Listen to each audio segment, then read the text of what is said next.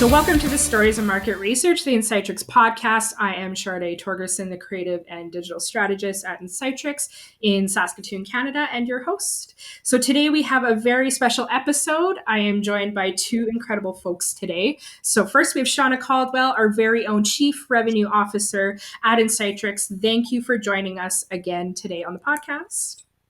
Thanks for having me. Happy to be back. Yeah, it's been a while, hasn't it? But hopefully that changes really soon. So, and I would also like to welcome Larry Anderson. So she's the Chief Relationship Officer and part owner at the creative digital agency known as Chess Club here in Saskatoon, Canada as well. So welcome.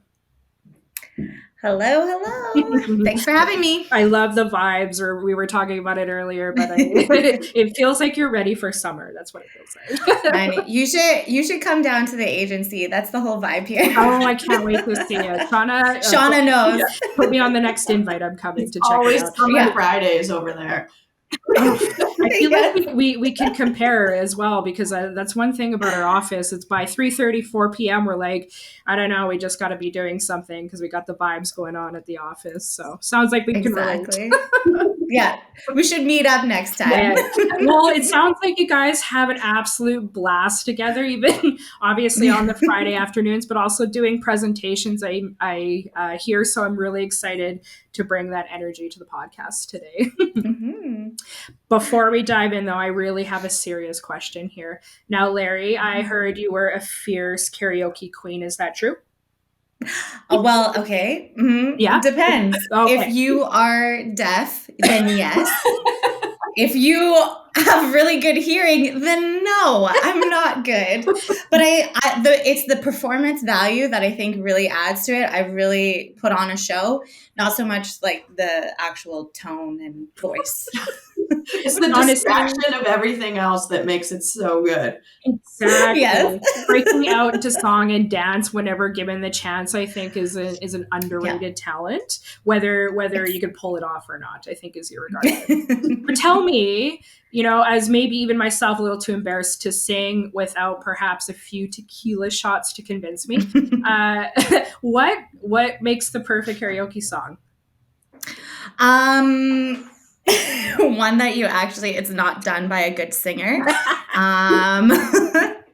And one that you know all the lyrics to, or that you can fake the lyrics to. Because I can sing Salt and Pepper, but I can't rap, but it's so fast that people think that I'm actually saying something, but I'm not. I'm not actually rapping. And going with it. I feel like it's like a party favor. I think that's a 90s thing where we really just learned lyrics from the radio and kind of went with it for years, and no one really questioned it because there was no real lyric sheets besides digging through your TV jewels, essentially. It was funny. I was going to ask a bonus follow-up question, and it was related to people. What song would people be incredibly surprised that you may know all the lyrics to? Salt and Pepper is one. Actually, you know what? At the SaskTel Christmas party, we did karaoke, and I sang Du Hast, and that was interesting. That was at the end of the night. We're talking like 1 a.m. kind of, and I gave it my all. That takes the cake, I think, for specialty niche in terms of a lot of liquid courage on that one. Oh, yes. A lot of Fireball helped with that. Wow. I spoke German. You read German and sang it out loud, apparently. Exactly. I'm very impressed. I'm kind of more of like a Meatloaf person, maybe something a little bit easier, but at the same time, I don't think I'd have the audacity to attempt Du Hast. So impressed. You should just try it. We'll do it together. I'll take your word for it. For it. I honestly, though, I'm quite certain this comes from a pastime of being children. We all, back in the 90s, early 2000s, we were catching much music to record some of our favorite songs. I actually went to the Montgomery garage sale this weekend. Shout out to all my Saskatchewan folks. Nice. Who know exactly what I'm talking about. I bought a third generational iPod just to feel nostalgic. Had the same one when I was a kid. turns out these things are worth a pretty penny because all the younger folks are getting into these what we call ancient technologies, if you will. But yeah, I was pretty stoked. Is considered ancient now? Oh God, it hurts my feelings. I seen Pokemon cards on the Antique Roadshow, so that should say enough. Oh no. But it's got to see, this conversation is already flowing. We haven't even got into the topics. So, Shonna, it's got to be a lot of fun working with folks like Chess Club who aren't afraid to bust out into perhaps a generational Y2K bop to get the crowd rolling. So Larry, let's dive in a little bit more about you and Chess Club. Maybe mind giving us a bit of a brief into the day in a life. So Purple Lights A is a given on a Tuesday, but what do folks around Chess Club do? Well, Chess Club is a creative agency that is located in Saskatoon. So we are actually fairly new, but we have kind of like an old structure. So what happened about a year and a half ago is myself and two other owners bought an existing agency that's been around for 40 years. It was formerly known as MGM Communications. We bought it and then we totally restructured it. We tore it down. We tore down the old regime, basically, is what I call it, the old way of thinking. And we started building up what we believe to be the future of how creative agencies should work in the province. And we believe in mothering prosperity through curiosity here. And mothering prosperity means so much to us just in that one statement. To mother is to create, and prosperity could mean so many different things. And because of our clients are wide in the industry, so we have insurance clients, we have government clients, we have credit unions. They all operate in different industries and they all view prosperity differently. So having that as a general statement of just success for our clients is extremely important for us here. And how we do that is through great partnerships like Insightrix and a few media partners that we have here too. Wonderful. Yeah, maybe we'll dive a little bit more into that topic. Perhaps you wouldn't mind telling us a bit about how the partnership between Chess Club and Insightrix came to be. What were the driving factors behind it? Well, it was funny. I was talking to one of my clients and I was like, look, I need a market research company that we can work with. And, but we didn't know where to start. And she suggested, she's like, oh, well, why don't I just hook you up with Corinne at Insightrix? So boom. Yes, we knew Insightrix before. We worked on a lot of client work with them before, but didn't have that solid partnership or connection. So met up with Shonna and Corinne, got a tour of your guys' office, which I just love the fish tanks everywhere. And I'm like, how do you keep up with this? I have a little fish tank at home and I'm like, why did I do this? But apparently Corinne has a fish guy. We have a fish guy. Yeah, I need a fish guy here. I mean, apart from the fish tanks, we sat down, we had some coffee, and I knew instantly that we had shared values, and not only shared values, but I could see that they understood the potential of this partnership and how it would not only help our clients and bring value to them, but also bring value to each other and help each other grow and learn from each other within the industry. And how it was brought on is basically we operated our market research in-house and as MGM. And when we took over, we eliminated that because our market research was one person who had no background in market research. I will admit it, but I wasn't running the company at that time, so don't hold it against me, right? And then partnering, and I saw that as a kind of not bringing any value to our clients and not being honest either, or building any kind of trust. So we knew that we had to partner with someone that had those shared values because it was extremely important for us to have a partnership that understood that each one of us plays a part, and that respect and that trust and honesty needed to be there so we could advance our client in that respect. So that was kind of the need that we saw immediately. The end client really does benefit in that regard, it sounds like. Yeah. As the Chief Revenue Officer at Insightrix, Shonna, what made you see the potential in partnering with a creative agency like Chess Club? How do you think partnerships like this enhance our service offerings? Well, beyond just meeting with Larry, and you can see her personality and just her bubble, and obviously we hit it off right away. So yeah, it all started with a cup of coffee, but the partnership has only grown since then, I think. But really, it comes down to what Larry was saying. I think we just saw an alignment in our values at Insightrix. We're always trying to deliver the best possible product for our clients, but knowing what we know and not trying to, be the expert at everything, right? We want to work with our clients and collaborate. One of Chess Club's things is stay curious. And as a market researcher, I mean, that's one of the best qualities you can have in our industry. Mm-hmm. So that alone, I think, just showing how we can stay curious together, how we can value each other's expertise. We can bring a more holistic approach to our clients' problems. But Larry especially, she may get into this later, but her interest in Excel sheets and data, and obviously when you talk data, any market researcher's ears is obviously going to be like, oh my goodness, believes in data and providing evidence to the solutions that they're giving their clients. And I think it just, from the get-go, like I said, we can see how we can bring value to our clients together, but both, within our own expertise and building off each other and growing that. And it's only going to help clients down the line, with their spending money where it needs to be spent. And that's what we believe in as well. Right. So I think it was, Yeah, I believe, we exist in a great marketplace where collaboration, really is a form of competition.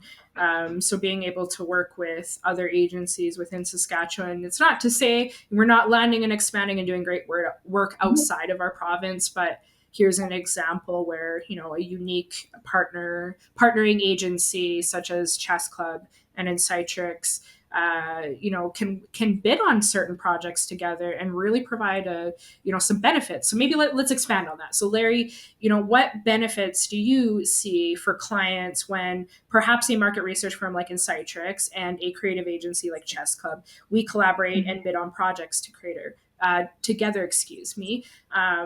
how does this create an advantage within the industry in Saskatchewan, maybe specifically?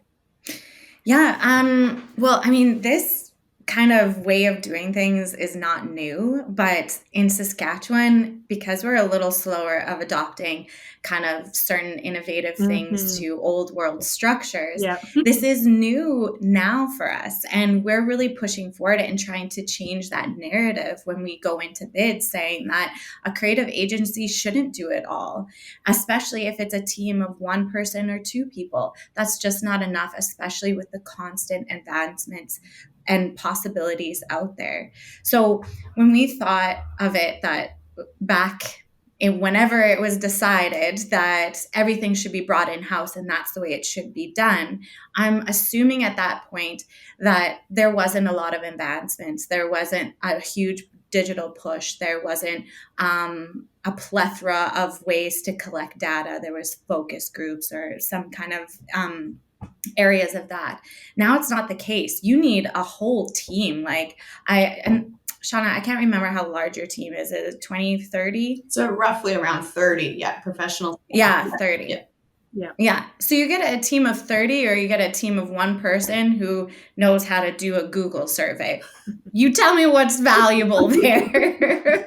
I was like, that's honestly what was happening. I was like, well, that's great, but just not good enough, especially for the clients that we have. So we really took a step back and we realized, yes, we wouldn't have that budget anymore, but that budget doesn't mean anything if we're not advancing our clients, because that budget will dry up if we're not helping them advance themselves. So what we saw as an advantage, especially going into proposals, is having that expertise and specialization. It's a huge, huge value add. And Insightrix has a wealth of experience of conducting various types of research and access to the latest tools that we don't even know about. And you guys have that live dashboard that we use for SaaStel with you guys for ad tracking, even testing ads before they even go out into the public. Love that feature, especially if you're doing something really sensitive around branding or a larger campaign. Spending that extra budget at the beginning, especially when the creative agency knows, okay, we got to allocate this money here to make sure that this little concept is going to work out in the wild. Is, to me, it's risk, or it's risk averted.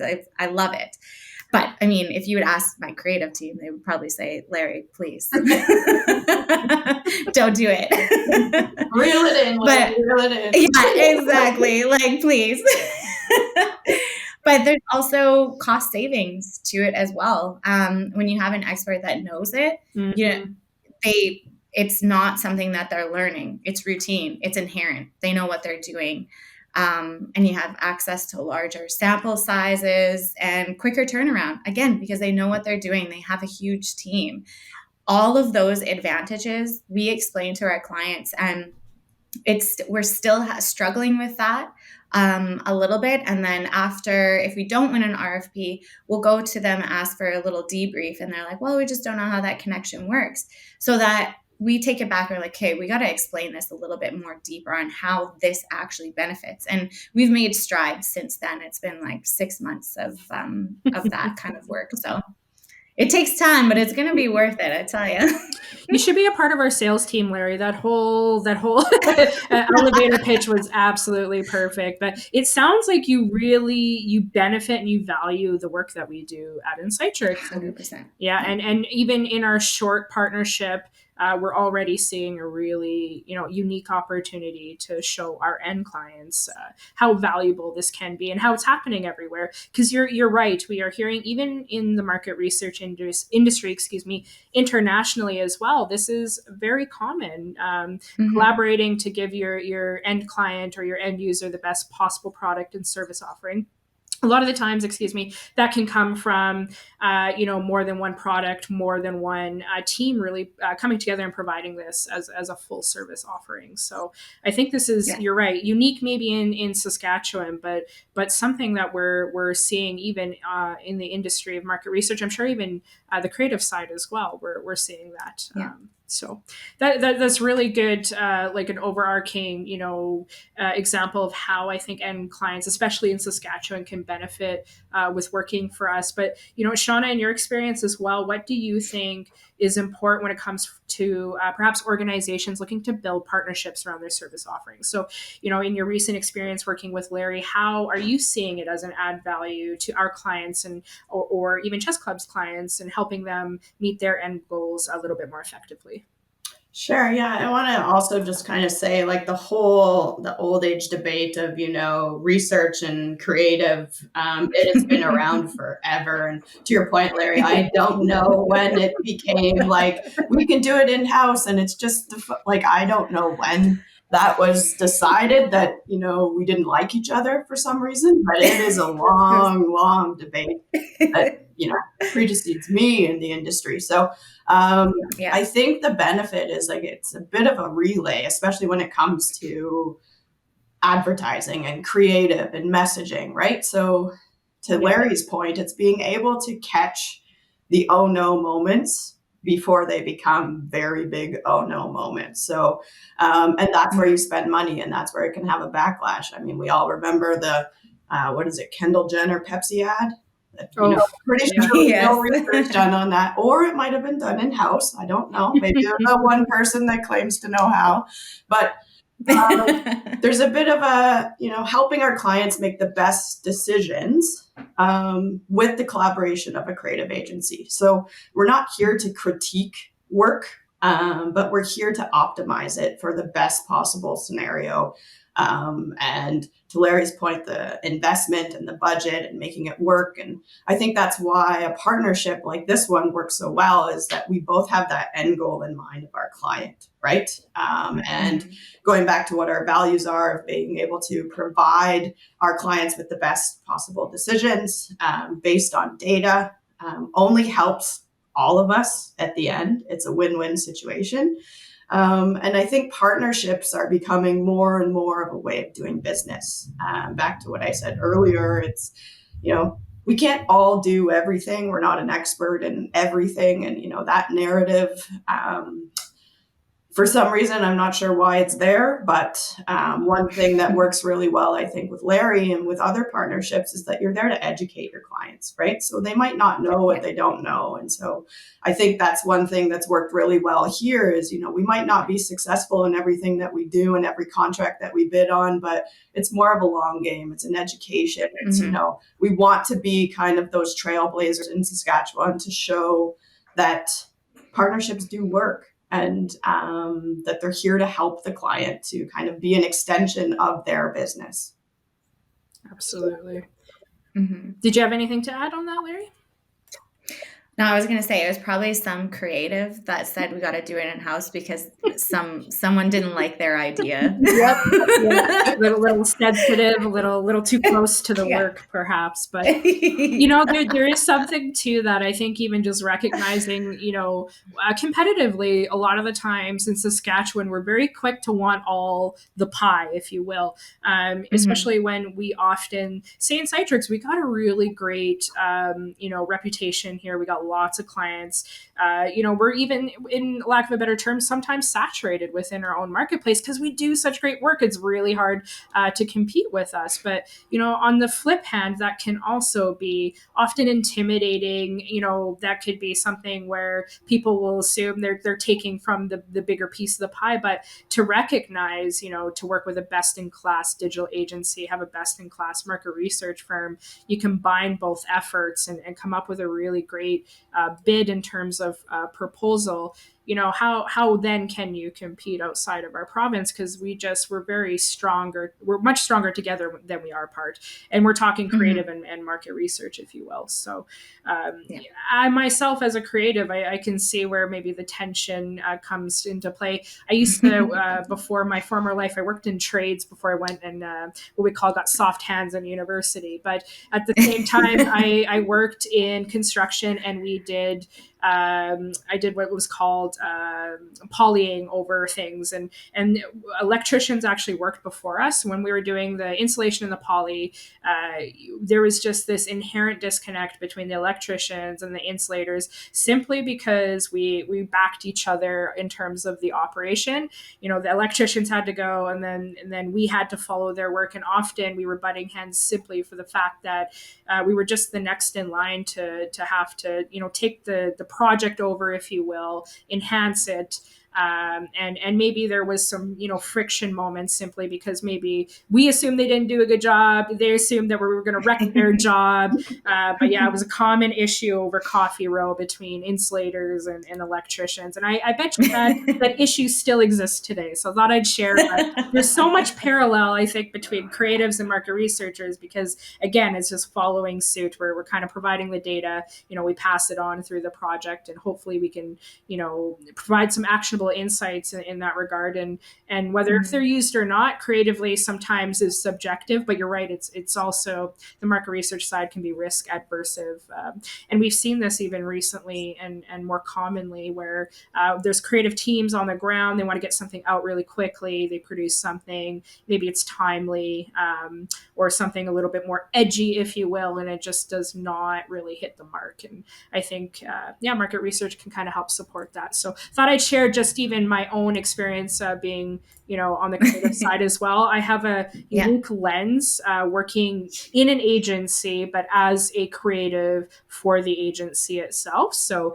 I tend to see both sides quite uniquely. And I think that, this is a cool conversation as regard to that. So, but to dive kind of back in, I know we're exploring a lot of this partnership between us. I think we got a really, great idea why this inherently benefits clients. Where, we're providing more comprehensive solutions that hopefully can integrate that market research into, more projects. Say, if we're using as an example, creative advertising. You gave a lot of great examples, Larry, about using dashboards and certain types of technologies that we can kind of provide in-house, really agile solutions and support your teams.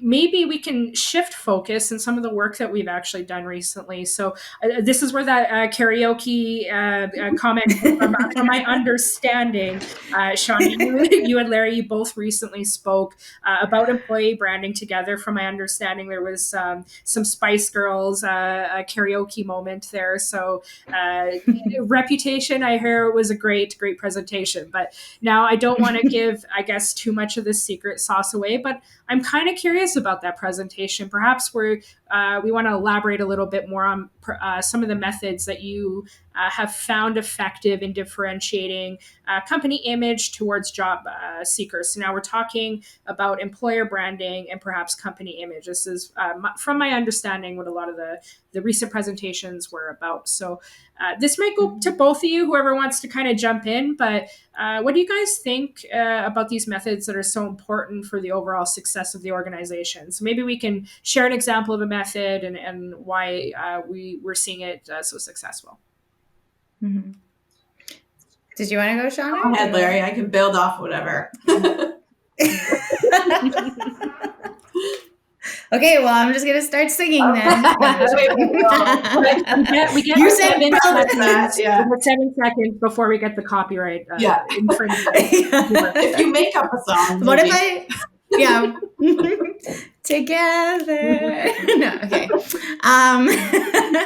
One of the biggest methods that, and it's really simple, is knowing who you are. And that involves internal research. And a lot of the companies that we talk to, especially outside of even employer branding, talking about branding, is that they don't know who they are. And they don't have data systems in place internally to understand their history properly either, or understand their customer base, who they hire, like who the employees are. So I think one of the biggest things that we saw when Shonna and I were talking about employer branding is that there was that disconnect of maybe they don't actually know who they are and who they are attracting. So having that internal research done with the help of Insightrix, but also having external research done, finding out what the people that actually want to work for your company like. What's their narrative? What's their worldviews? What's their demographic? Where do they live? How do we communicate to them? Maybe it's not just posting an ad on SaaS jobs, let's say. Maybe they don't go on there. Maybe you have to find a unique way to do that. Maybe it's career fairs.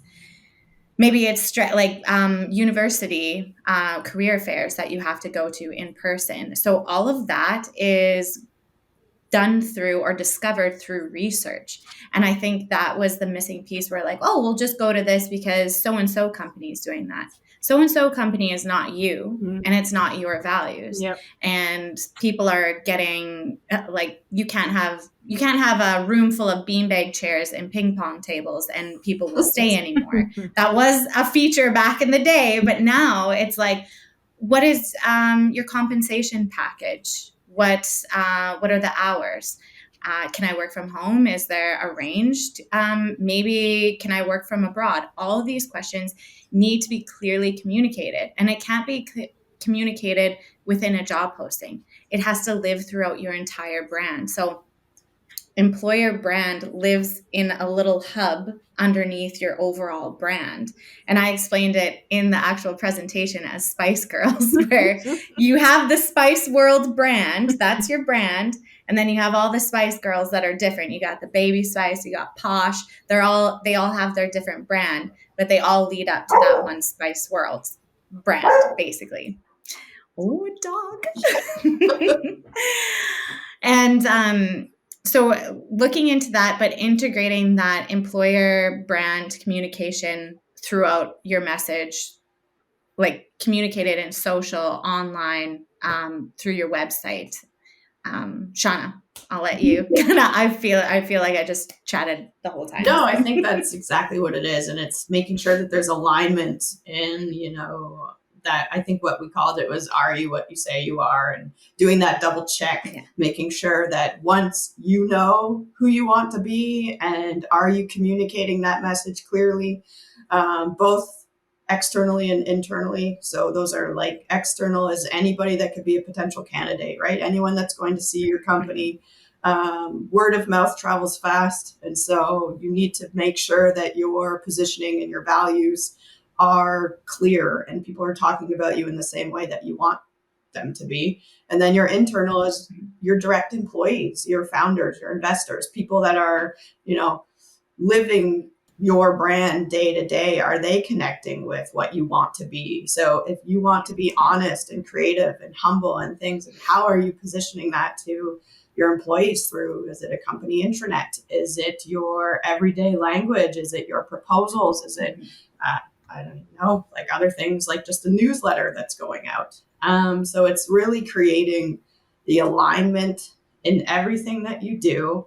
And I think what Larry and I found after doing these presentations, it's really helping clients like streamline it back. Okay, let's start at the beginning, right? Mm-hmm. Because especially if you're a company that's been in business for years and years and years, it's potentially gotten lost down the way, or it's potentially changed. So let's bring it back down to that core values. What do you want to do? Kind of that strategy thinking, and then doing a bit of an audit on it, which is where the research comes in, testing your theories, testing the perceptions that are out there among different audiences. And then, seeing where the gaps in alignment are, which can really just help create, that really strong employer branding. And then to Larry's point, you start building that into all of your communications. So things like job postings, things like your website, hopefully Google reviews that are put out there as well. Ideally, you don't want there to be any question in who you are as an organization, right? Both from those connected to you and those that aren't connected to you. So. Amen. Yeah. And I feel maybe perhaps the word audit could be misconstrued as something scary, or a little bit intimidating. Again, just, we are recently going through an ISO 27001 2013. I think that's what it is, an audit for data security. And it's quite, we're all hands on deck, and we're both excited but anxious and recognizing like, wow, this is a big deal. But in terms of brand auditing, like this stuff can be actually fairly exciting. This can be, a part of your annual, internal research that you're doing. This can be something implemented at the ground level so that we're ensuring that employees are really, they're living and breathing the same culture and the same brand that hopefully as a business, they're looking to provide. So talking about the brand auditing and how it can really help shape the company's employer brand strategy, we're kind of looking at other areas where perhaps brand perception, where there might be some common mistakes or pitfalls that organizations may encounter when they're doing employer branding. We kind of touched on it a bit of it, but what are some examples of perhaps not so great practices that can potentially have a negative impact on a company's image, especially in the job market? I don't know, Larry, did you want to go or did you want me to? Yeah, I can go. Okay. If you, Shonna, I always have something to say. Like, it's to my detriment, I tell ya. What would you say is the biggest one then, Larry? What the biggest one? I would say poor communication, 100%. People think that they do a good job at explaining their brand. And I'm like, even us, like, we're really good at it on Instagram. Are we good on our website? No. And don't tell my team that, but we got some work to do there. But check out our Instagram. It clearly explains our brand here. But yes, going back to that communication aspect of it. So once you figure out who you are and who you're trying to target, you need to figure out a communication plan that actually works and clearly communicates that. So what we look at it is like when we do an employer brand strategy, we include kind of all the channels that we need to hit that explains the employer brand. And I think that's often missed. Most people focus on what you do instead of the how and the why. The biggest thing is why you do it, why we exist as a company. So that is a pillar in your social strategy, clearly communicating what your employer brand is there. Even in your search engine marketing, having an employer branding pillar there, having it on your website, actually having a good page onto the why. And again, not just your services. People get what you can do, but why do you exist? Why am I buying into this? Why do I have shared values there? And that goes for clients, but it also goes for your future employees. They want to buy into a company because they have shared values and they can see that growth aspect there. Another one is poor reputation. And that comes from hiring people that don't have the same values as your company. And it has nothing to do with if you're a bad company. Well, maybe there are some bad companies out there, but let's exist in a world of rainbows and butterflies and assume that every company is just like dimes. Let's assume. Yeah. So like you could hire someone with a motivation of affiliation. So they just want to be a part of the community, have that kind of real nonprofit feel, but your company is really motivated and by the people, and the culture is motivated by power. They want to influence people. So that those are two different motives. Doesn't mean that one is right or wrong. It means that that person that wants affiliation is not going to fit in with a culture that wants power. So that's where that alignment comes in when we want to do the research. We may think, oh yeah, we are a culture of affiliation. We get along. We're a family. You may be a family, but you're a culture of power. You want to kind of influence people. You want to be the top dog in the market, let's say. Nothing wrong with it. Mm-hmm. But you can't attract the ones that want affiliation. And there can be multiple motives that people want, but those strong motives have to align with that culture motive. And that I think is the biggest thing, is that you're maybe not communicating to the right people and you're maybe not understanding who you actually are. And that takes some market research from a lens that is just factual. And that's why I love market research so much. Shonna and I talk about it all the time. Facts are facts. Yeah. Yeah. I think I would go one step. I totally agree with you. It's communication, Larry, but I think I would go one step before that, and it's clarity. It's really knowing what you're communicating, right? So, and it goes beyond, I agree, Larry, your services aren't your differentiators. There's many market research firms out there. There's many creative agencies. So you can't say that you're the first one that does these things, but again, it's the why you're doing those things, or the how you're doing those things, or what makes you different. What is a differentiator that's, sets you apart from that competition, that might, hit a chord with a potential client or a potential employee that's like, that aligns with what I want for my business. And that's what you want, people that work for you to say, people that are talking about you to say, potential clients. And so it's really, I think, the importance of the research in that whole thing is helping you know how to be clear on what you want to communicate. So you, again, can have all these grandiose ideas and things like that. But if you don't have the data to back it up, to say, yes, this makes sense, and this is based on, like Larry said, facts. I have the numbers. I am now being a little bit, less risky in trying to communicate that I can do everything. And so I'm scaling it back. I'm knowing how to be clear what I want to do. And that's where a bit of that relay comes in, I think, because that's what we do as Insightrix, a market research firm. And then you just kind of pass the baton, right? We're not saying how you communicate it, what it needs to look like when you communicate it, but the messaging and the positioning, we've provided the numbers behind that so that you can feel more comfortable as an organization to go out there knowing, like, okay, yes, I believe in this. People believe in this. The ones that I want to attract believe in this. I mean, there's no better kind of decision making than knowing that you have some evidence to back it up. And so I think the clarity that the numbers provide, the strategy, will only help your success and communication down the line, and hopefully eliminate those gaps in alignment, like Larry said, that if someone's talking about a company in this way, you can kind of see, okay, well, it's not a real big fit. And so having those numbers behind what you're saying really helps drive that strategy. And even with those numbers, Shonna, like was saying, those are now success measurements too. So now we're taking that market research, we're picking out the things that how we are going to measure success of our communication and creative efforts. So we're using that as a tool to continually advance and optimize where we're going with employer brand, which is another absolute key factor that we found in market research, is that we're finding actual metrics that help us guide where we need to go, where we need to adjust, where our creative isn't hitting, where our communication is lacking.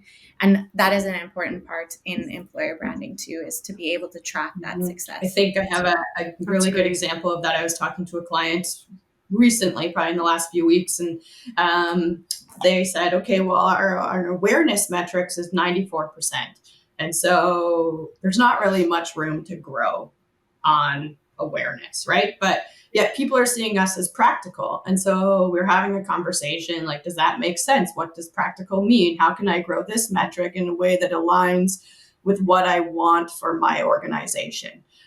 So to your point, Larry, when you look at those metrics down the line, like we don't want to lose that 94% on your awareness. So you want to keep making sure that people know who you are, they're talking about you, you're out there, but it's maybe not the metric that you really want to focus on, because there's, 6%. Are you really going to spend money growing a 6%? No, you're better off really understanding what you want people to know, maybe looking more into that practical metric, what it means, how you can grow it, how you can differentiate yourself on it. And so it's fun that way, because sometimes you get those surprises. They can be good surprises, and they can totally lead you down another path that eventually will just make it even stronger. So yeah, that's how you grow. Yep.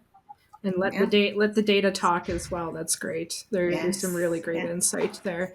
We've been talking about how, our market research firms, creative agencies working closer together when it comes to employee branding initiatives, how collaborating between these two areas of expertise leads clients into a more comprehensive or cohesive, if you will, an effective employer branding strategy. And appreciate all the examples. It sounds like that, this is work we're currently doing with folks.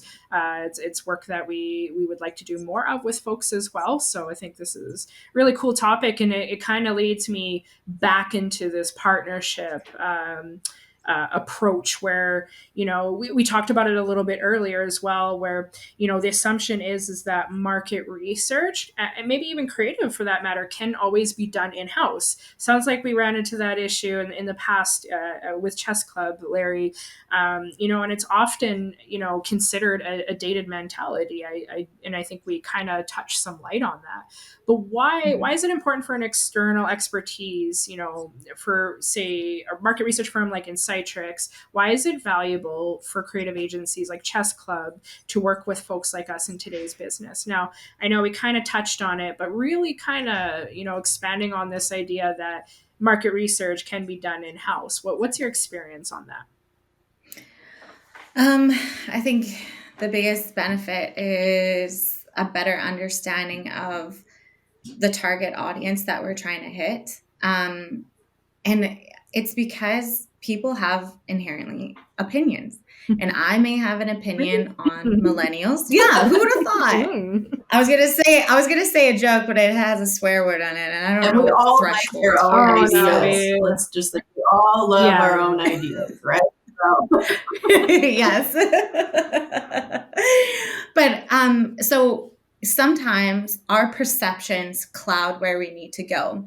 But if we have factual data to lean on, then we can go back to those facts and realign ourselves. So we'd be like, no, this is really the direction. We know, I just have a feeling that millennials really like purple, and we should go use that color purple.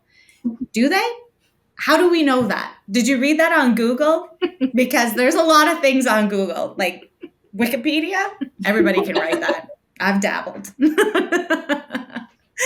So it's having that, all of those facts and that data to go back to realign our focus and where we need to go. Now, even for target audiences, it's just understanding the attitudes, the preferences, the behaviors, and working with a market research agency, we can actually tailor that message and those visuals to resonate with those potential employees or showcase that company culture in the way that these audiences value. And that's a huge point. Even using effective marketing channels, understanding where they live, that's kind of data we've all received from them.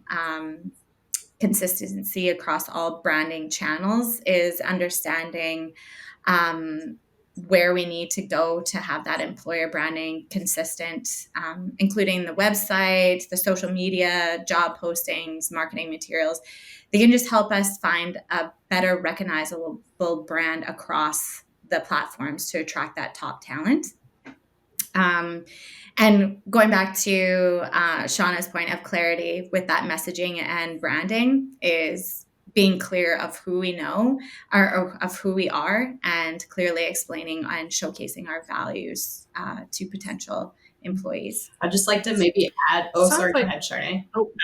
No, you jumped on it. Just on something that we've touched on and, in-house when an agency says that they can do the market research, and to Larry's point, maybe it's just one individual or thinking they can, or you have a Survey Monkey account and you can blast a survey out there. But working with a market research firm, and I think what we as insights professionals really like to do is we are unbiased, right? Like we are the avenue to what Larry's saying, connecting you to your right target audience. And so we are not putting in our subjective opinions into that research. We're connecting with you with 400 or 1,000 of your target market, and this is what they're saying. And so to Larry's point, do millennials let's find out. Let's ask millennials. Let's, work with the client and work with the agency to ask the right questions to the right people. And then we just pass the data back. We're not here to tell you what shade of purple. We're here to tell you, yes, they do like purple. Now run with it. And so, but it's just providing that unbiased opinion. And I think that's where I go back to a bit of an education piece we have a lot of the same clients because there's so much alignment in what we do, is educating them to know the difference between a biased and an unbiased opinion and that factual information that can only help you use your money wisely, right? So especially in a world where we know all of us are looking at budgets, we're all looking at how can I spend this for the right possible return? That's what you want, right? You want to have confidence in your decision making. And I think that working with a partnership where we can understand the differences and how we can help each other to help the client. I mean, in my eyes, that's what I would look for if I was hiring someone, if I knew that I could get the expertise from collective individuals that, they knew what they knew and they were helping me with my budget. Why not? Yeah. And when we always struggle with that internal perception of this is what our customers like. Do they? Yeah. Do you have market research to tell you? It'd be like, no, we just one person told us that. Oh, okay. Was it your friend? I don't know. Yeah. It was like, well, my friend heard it from a friend. I was like, well, all right. Let's do that campaign for that friend right there. I understand with the stack when we're very first and second degree in terms of the people we know and the networks that we involve ourselves in, but that does not mean we should hinge our entire creative strategy off what our Uncle Joe said last week over dinner. So Exactly my point. That's why I always like the research. Well, check it out. Look at this. Read this, please. I feel like I have a cheat code sometimes as a marketer for a market research firm. I could really dive in and ask these questions where a lot of the times, like it is something that people are always searching for and always are looking to make sure that the data is backing up what they're doing. We have market research online panels in-house.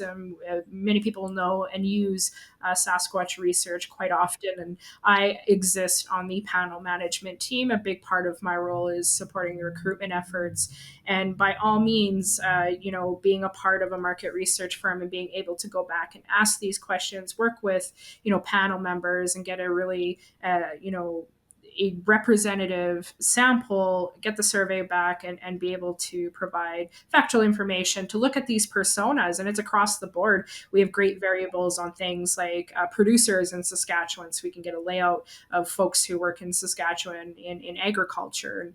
And we're always looking at ways to market and recruit folks like that. And how do we do that? It's very different than folks that we are recruiting, say, for a general population panel like Sasquatch. So I feel like I have this added benefit of being able to explore market research as a marketer. And I think that it makes my job a little bit more exciting as well. Get to dive into these syndicated reports that I help design, and but at the same time absorbing this information that is just, it's such great data and great knowledge when we're doing syndicated work that's cost shared and supported by folks who purchase it. And then, we get really great data as a result. So I thought I'd share from my perspective as a marketer, but this is all really, in-depth, great information on how agencies can work together. We are but an example. We're a creative agency and a market research firm. Look for some unique values where we can kind of align, provide a really great end product to our clients based off of that fact, both best-in-class service offerings, but also recognizing that we have values that uniquely align, and being able to kind of come at it for the client, I think is pretty unique in our maybe marketplace, but it's great to see that we are thought leaders in providing that opportunity. So I can kind of go down the rabbit hole. We could probably chat all day. I just need to go grab a beer here at noon if we're good. But I think we'll save it for a Friday. Now we're talking. I wait for that invite, Larry. I think there's some Coronas and tequilas to be had between there is a karaoke studio not too far from our office too. I did find that out last week when I went for bubble tea. Bub's the word. But I want to keep you guys as a partner, so if you hear me sing, you may run. It could be our calling card between Insightrix and just a Spice Girl song. We'll play it in the background. Larry, come on in. Yeah, exactly. I love this conversation a lot. I can kind of dive in. I'm going to leave it to some final thoughts. Larry, I'll start with you. I don't know if you have any plugs in terms of events coming up that you want to share. What's going on in Chess Club Agency?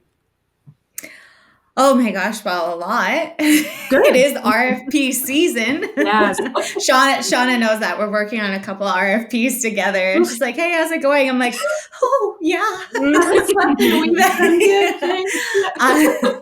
Yeah.